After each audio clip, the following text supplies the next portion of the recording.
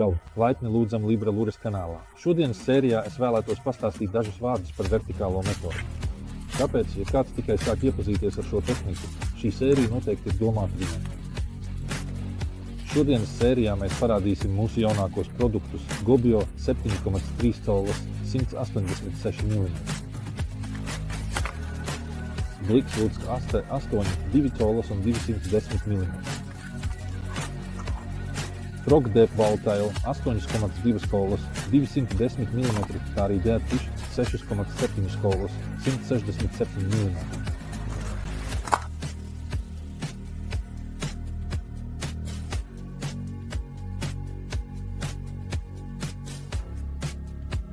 Vertikālā metode, kā jau pats nosaukums liecina, ir metode vertikālai makšķerēšanai. Tas ir tikai un vienīgi ar laivas vai cita peldoša transporta līdzekļa, piemēram, pontona vai kajaka palīdzību. Izmantojot arī to, ko toreiz sauca par tiešraidi. Protams, var izmantot arī parastos eholotus, kur nav live tipa devēju, un arī ar tiem var veiksmīgi makšķerēt, izmantojot šo metodi. Pastāstīšu jums dažus vārdus par aprīkojumu, ko izmantojam vertikālajā makšķerēšanas metodē. Es personīgi izmantoju makšķertātes no 125 līdz 180 cm ar minimālo iemetienu svaru 35 grami. Maksimālais svars mums nav noteikts. Es izmantoju 30 mārciņu kātus, tie ir dažādi aprakstīti. Tās ir dažādas gramāžas, un tas atšķirīgi izpaužas praksē, tāpēc ir grūti runāt par precīzu iemetienu svaru. Galviņas, kurus izmantoju makšķerējot saudzīgi ar vertikālo metodi, ir par 28 gramu smagas, tātad diezgan viegls, bet pie tā visa izmantoju ļoti plānas augļus. Tātad no 28 gramiem līdz pat 150 pat 200 gramiem. Kad makšķerēju ļoti straujā dreifā vai tuvojos zivīm un meklēju tās ar lielu ātrumu, braucot ar priekšgala motoru, tas ir par 2,5 līdz 3 km/h. Tas ir tikai akcija un reakcija. Tātad mēs nometam tādu mānekli ar lielu svaru tieši uz galvas, protams, pēdiņās, zandartam vai līdekai, un mums ir tikai sekundes daļa, lai reaģētu. Tāda metode arī bieži vien darbojas. Šim nolūkam es izmantoju stipras 30 mārciņu makšķerus. Un šeit es vēlētos jums pastāstīt vēl dažus vārdus par multiplikātoru. Es personīgi izmantoju Shimano Calcuta Conquest un Shimano Antares multiplikātorus. Kāds varētu domāt, ka tie ir pārāk vāji multiplikātori, bet, manuprāt, tie ir pilnīgi pietiekami, jo vertikālajā makšķerēšanas metodē multiplikātors patiesībā kalpo tikai kā auklis glabāts, tāpēc nav nepieciešams ieguldīt ļoti dārgā aprīkojumā. Mēs varam iegādāties arī pašu lētāko multiplikātoru. Protams, ar spinninga makšķeri arī var makšķerēt vertikāli. Daudzi mani paziņas tā dara un dara to veiksmīgi, tāpēc šeit viss ir ļoti individuāli. Atgriežoties pie makšķerēm. Svarīgākais ir izvēlēties makšķeri ar piemērotu attālumu starp spīci un devēju, lai mēs ļoti precīzi redzētu ēsmu un nebūtu jāmeklē tā ar devēju. Tāpēc, kā jau iepriekš minēju, ja sēž ļoti tuvu devējam, izmantoju makšķerus, kur garums ir 100 līdz 105 cm. Kādam tas varētu šķist absurdi, tomēr man šķiet, ka šādā veidā es makšķerēju efektīvāk. Kad es esmu ciemos pie draugiem uz laivas, galvenokārt makšķerēju ar makšķeri, kuras garums ir 180 cm un kas paredzēta metieniem līdz 50 gramiem. Tas ir tik universāls komplekts, ka zinu, ar to vienkārši tikšu galā. Tagad es jums parādīšu smalkāku špakteļu. Šeit mums ir makšķere līdz vienai ceturdaļai unces, tātad līdz 35 gramiem ar Shimano Antares multiplikātoru. Tās izmērs ir 201 ar ļoti plānu auklu, un šo makšķeri izmantoju tās jaudas dēļ, kas ir mazāk nekā iepriekšējo, lai varētu smalki un niansēti makšķerēt.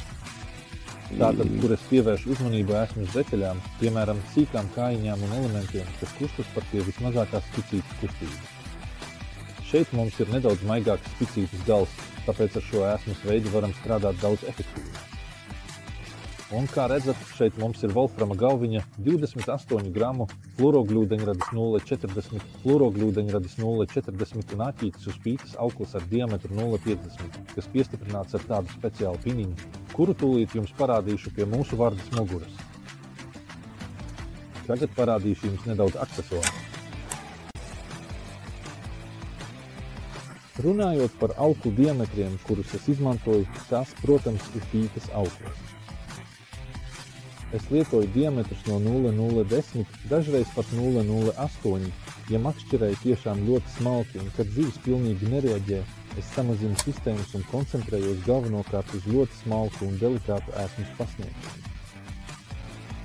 Bet tāda universāla aukla ir ar diametru apmēram 0,14, 0,16, pat tad, ja ķeram lielas zivis ūdens slānis. Tāpēc šeit auklas diametra izvēle atstāja jūsu ziņā. Beigās mēs piesienam tā saukto fluorogļūdeņradi. Es izmantoju diametrus no 0,40 līdz pat 0,80, tāpēc jo smalkāks komplekts, jo vienkārši fluorogļūdeņraža diametru pielāgoju auklas biezumam un apstākļiem, kuros makšķerēju.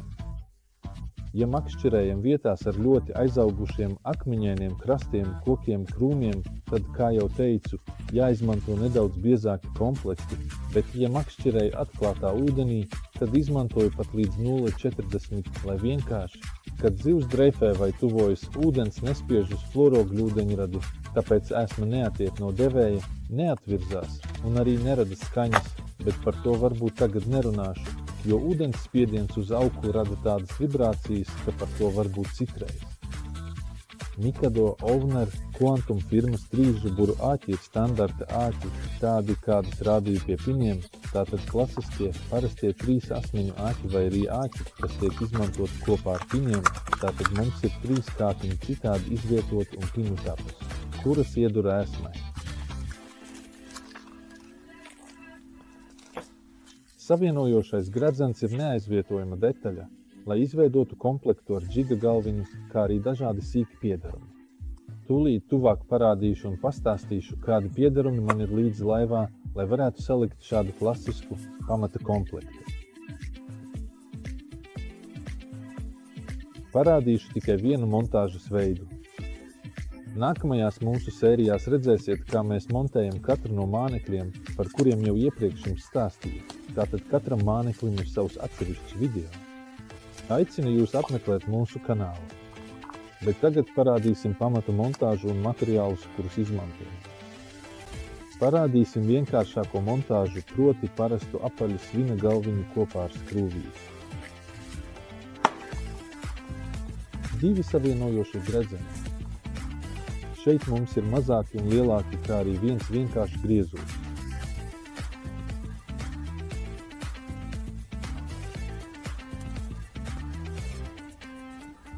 Trīskāršais āķis ar tapām no 2 līdz 0.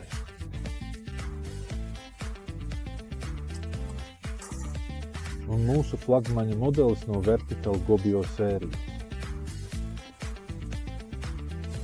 Vispirms pirmais, ko mēs darām, lūdzu, uzmanīgi ieduram tapu no mūsu galviņas un tad ļoti uzmanīgi ieskrūvējam mūsu galviņu.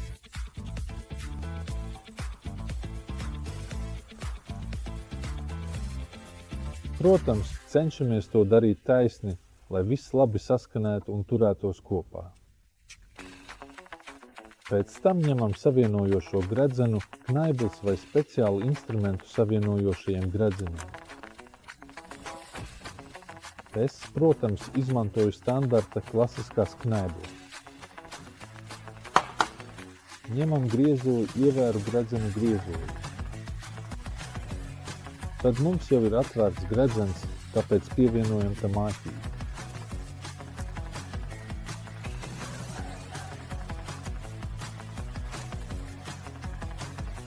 Ņemam nākamo griezuli, nākamo savienojošo gredzenu un no otras puses, kā iepriekš, pievienojam vēl vienu griezuli. Tad, kad šāds komplekts ir salikts, mēs to piestiprinām atkarībā no tā, kā vēlamies uzlikt mūsu mānekli, vai nu no apakšas, vai no augšas galviņu sastiņu.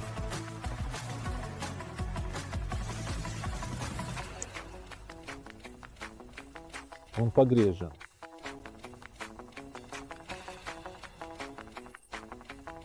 Pēc tam uzmanīgi novietoju māķi tā, lai tas atrastos precīzi pareizajā pozīcijā, vienā līnijā ar mūsu mānekli, rūpīgi pārbaudot, lai viss būtu simetriski un māneklis izskatītos dabiski ūdenī. Tad ieduram māķi zem neliela leņķa. Šis solis ir ļoti svarīgs, jo tikai tādā veidā māneklis būs pareizi aprīkots. Rezultātā visas āķis smailes paliek pilnībā atklātas un ķerošas, kas ievērojami palielina mūsu iespējas veiksmīgi piecirst zivi, jo āķis var viegli ieķerties zivs mutē. Šī metode palīdz nodrošināt, ka māneklis darbojas efektīvi un pievilina vairāk zivju.